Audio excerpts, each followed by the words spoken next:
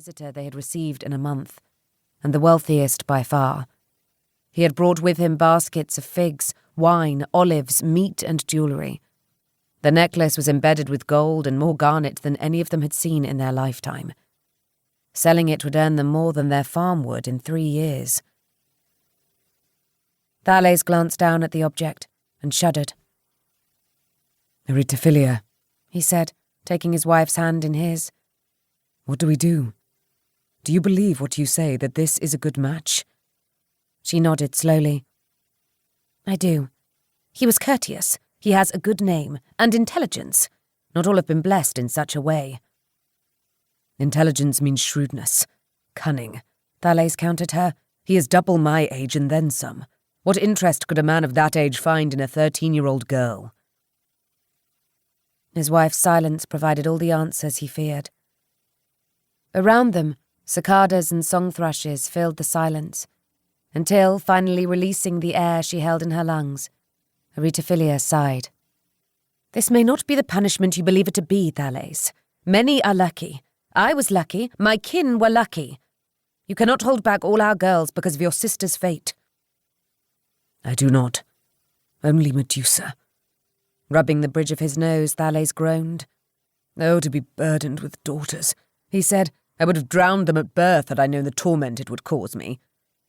Erytophilia twisted sharply. "You would not," she said tersely.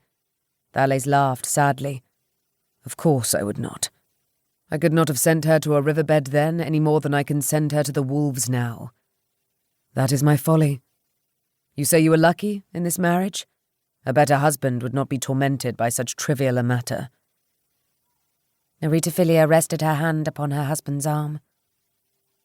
"This is not a trivial matter, and your concern shows your heart. But they are not all wolves, Thales. They are not all wolves." Thales moved towards the road, where the wind had already erased the hoofprints in the sand. "You are wrong, my love. I wish it were not so, but you are. They lick their lips when they see her. These are not men. They are snakes, serpents trying to find the freshest eggs. And when they do find them, they crack them open, devour their insides, and leave nothing more than hollow shells. I feel it in my bones, in every breath, every time my eyes fall upon her. Myrtis was a full year older than Medusa, with only half her beauty. My sister's fate will not become my daughter's." "Then what, Thales? What would you have us do?"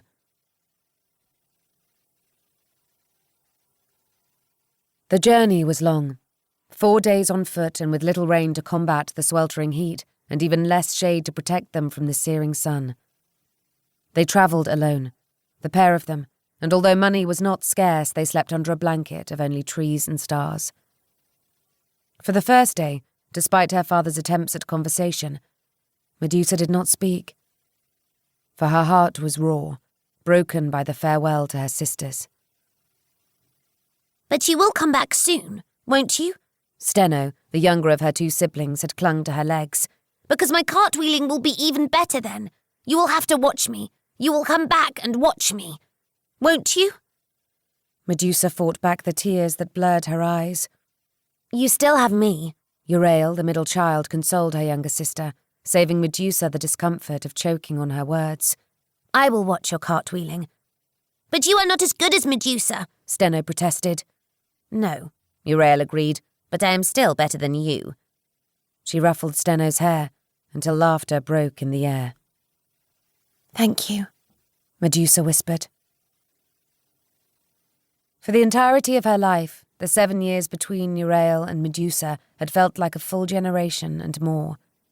The childish ways of her sister, squealing at mice, storming off in tantrums, had led Medusa to believe she would be happier with a full village between them. So many times Medusa recalled she had cut their exchanges short, bored by the juvenile content, or else stayed, but grown impatient as she considered the more worthwhile ways in which she could have been spending her time.